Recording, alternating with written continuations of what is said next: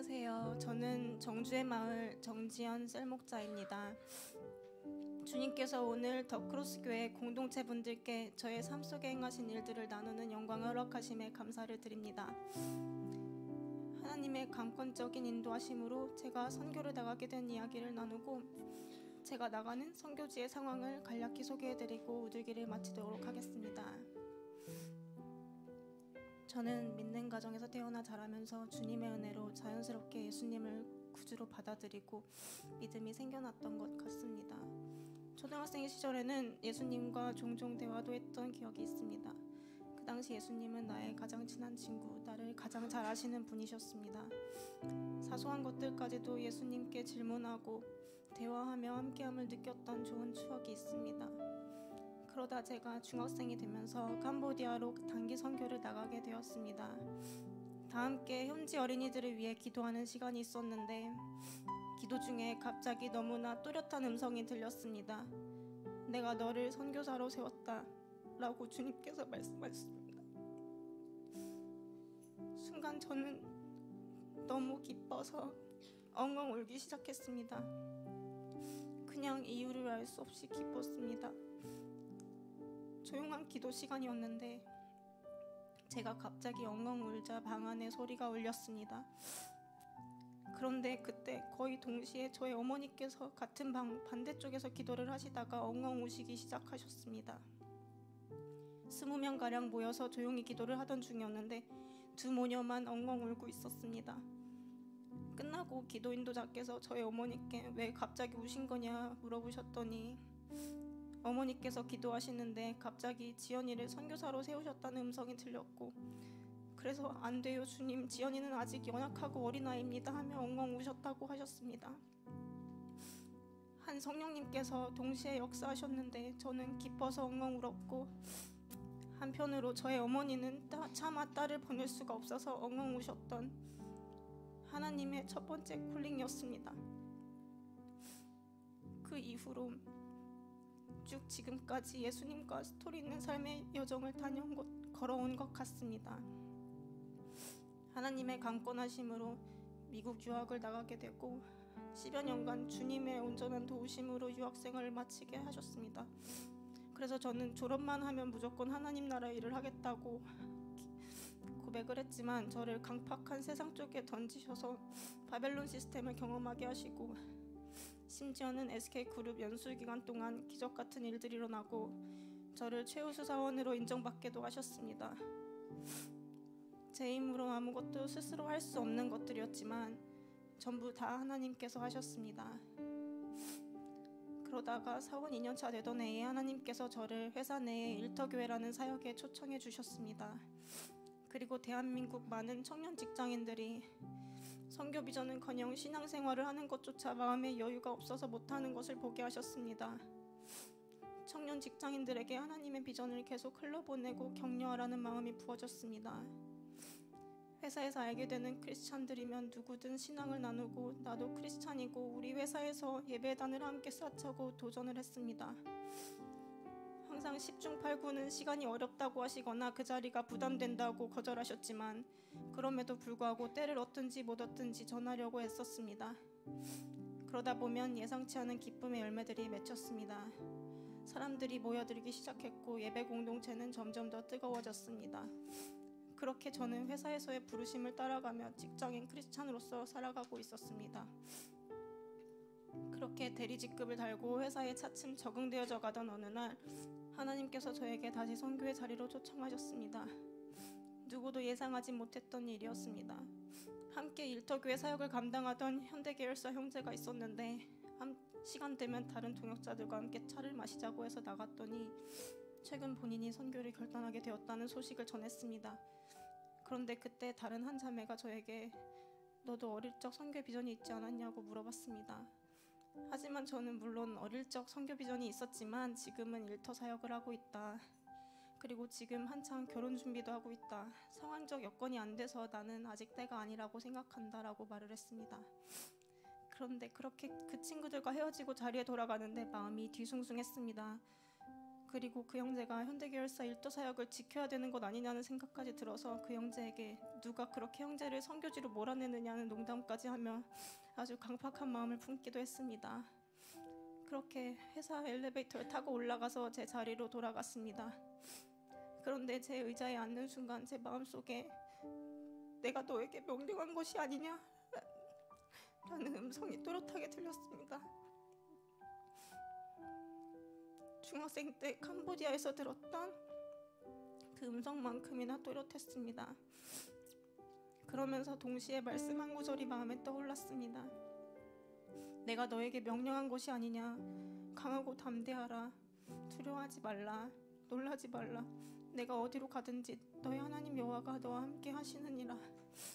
여호수아 1장 9절의 말씀이었습니다.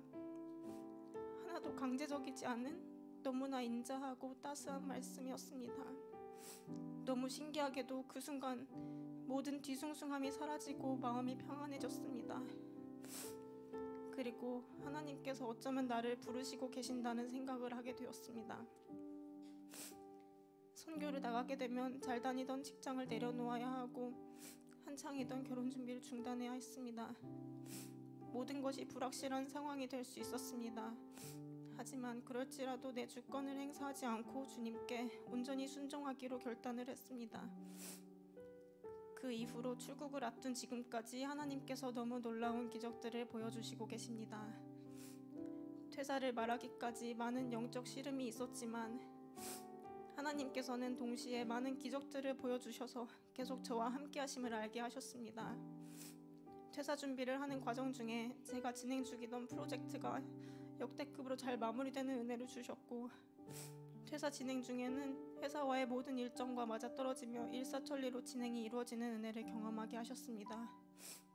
이러한 과정을 함께 지켜보시던 안 믿던 과장님께서 정말 지연씨 하나님은 살아계신 것 같다고, 이미 오래전부터 세밀히 계획되어진 게 이루어지는 것 같다는 고백을 하셨습니다.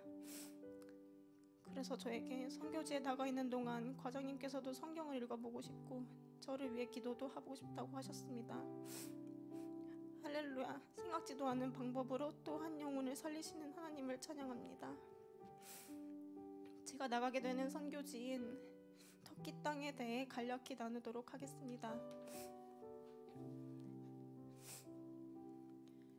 사도 바울을 파송하여 처음으로 이방 선교의 문을 열었던 땅, 요한계시록의 안디옥 교회, 에베소 교회와 같은 초대 교회 역사가 있었던 땅, 1500년 동안 묶여있던 어둠의 결박을 끊어내고 모든 열방을 마지막 부흥으로 인도할 마지막 부흥의 시작 터키를 소개합니다. 터키의 공식 명칭은 터키 공화국으로 수도는 앙카라이며 터키어를 공용어로 사용합니다. 유럽 대륙의 동남부와 연결되어 있으며 동쪽으로는 이란, 남쪽으로는 시리아와 이라크를 접하고 있는 터키는 남한의 약 8배의 면적을 가지고 있습니다. 70%의 터키 투르크 민족과 18%의 쿠르드 민족을 포함해서 약 8천만 명의 인구가 살고 있습니다. 터키 민족은 우리에게 흉노족, 돌궐족이라는 이름으로 익숙한 투르크족으로서 아시아 동쪽에 거주하고 있었지만 동쪽 국가로부터 전쟁에서 패배하고 서쪽으로 민족 대이동을 하게 되면서 아나톨리아 반도 지금의 터키 땅에 정착하게 되었습니다. 이후 투르크족이 세운 오스만 제국은 아시아, 아프리카, 유럽 세 대륙에 걸친 광대한 영토를 차지하며 이슬람 세계의 정치와 종교를 지배하는 최고의 지배국가가 되었습니다. 1096년 예루살렘 탈환을 명분으로 십자군 전쟁이 일어났고 200여 년 동안 민간인들과 어린이들을 향한 무차별적인 대학살이 있었습니다. 대학살로 인해 들판에 핏빛이 가득하던 날, 밤하늘에 떠있던 초승달과 별의 모습을 지금의 터키 국기로 지정할 만큼 기독교에 대한 극단적인 적대 태도를 가지게 되었으며 민족의 정체성을 이슬람에서 찾게 되었습니다. 1923년 1차 세계대전으로 인해 오스만 제국이 무너지고 세계적으로 유례없는 세속주의 이슬람을 내세우며 터키 공화국이 건립되었습니다.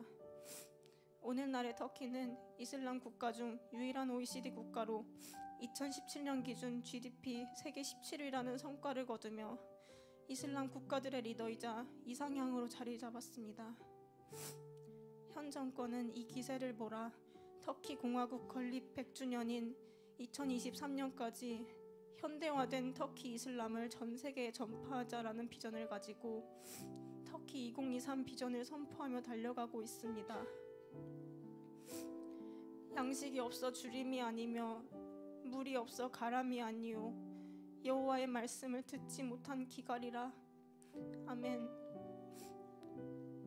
터키는 세계가 주목하는 신흥공업국, 흑해의 보물이라 불리는 풍족한 땅이지만 8천만 인구 중 99%의 순니 이슬람, 기독교 인구는 약 4,000명밖에 되지 않는 복음화율 0.005%의 세계 최대 미전도 종족입니다.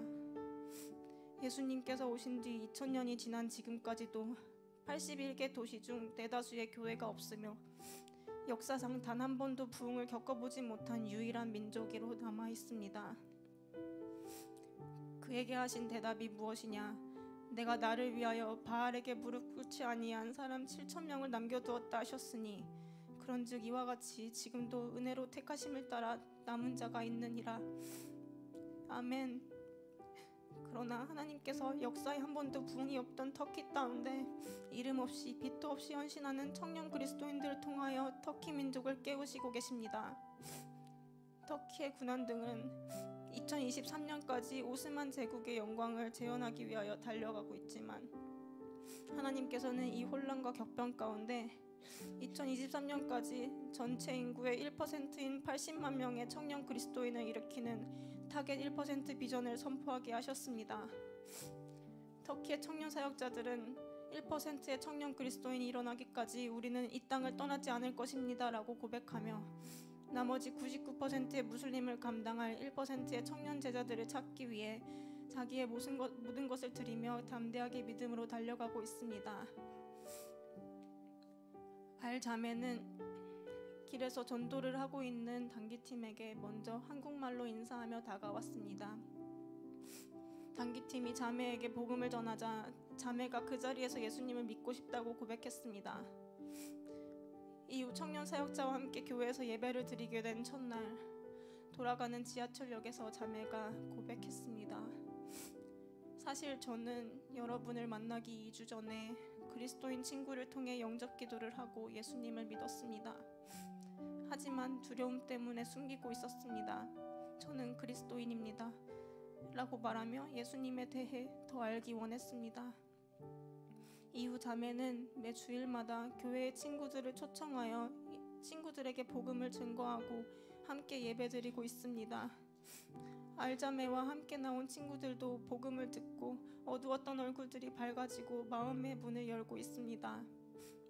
한 달에 한 번 함께 모여 예배하는 연합 예배에서 성령으로 세례받기 원하는 사람 자리에서 일어나라고 할 때 자매가 가장 먼저 일어나 성령을 받고 싶다고 고백하였습니다. 할렐루야. 알자매의 용기 있는 믿음의 고백으로 옆에 있던 예수님을 믿지 않는 영혼들도 함께 도전을 받고 믿음으로 일어나 성령 받기를 고백하며 기도하는 은혜가 있었습니다. 담대하게 구원의 은혜를 고백하는 알자매를 통하여 터키 전역에 구원의 은혜가 흘러 민족의 눈을 뜨게 하시고 부흥을 일으키실 것입니다. 예수께서 빌립보 가이사랴 지방에 이르러 제자들에게 물어 이르시되 사람들이 인자를 누구라 하느냐? 이르되 더러는 세례 요한, 더러는 엘리야, 어떤 이는 예레미야나 선지자 중에 하나라 하나이다. 이르시되 너희는 나를 누구라 하느냐? 시몬 베드로가 대답하여 이르되 주는 그리스도시요 살아계신 하나님의 아들이시니이다. 아멘. 주님, 터키 민족 가운데 메시아를 향한 고백을 회복시켜 주시옵소서. 이 시간 터키 영혼들에게 찾아가 주셔서 주는 그리스도시요 살아계신 하나님의 아들이심을 나타내 주시옵소서. 오순절 임하신 성령의 역사가 터키를 덮고 성령 충만한 예수의 제자들 일어나게 하여 주시옵고 그렇게 시작된 터키 민족의 첫 번째 부흥이 하나님 역사의 마지막 부흥으로 일어나게 하여 주시옵소서. 예수님의 이름으로 기도합니다. 아멘. 함께 기도해 주셔서 감사합니다. 이렇게 저의 무드기를 마치겠습니다.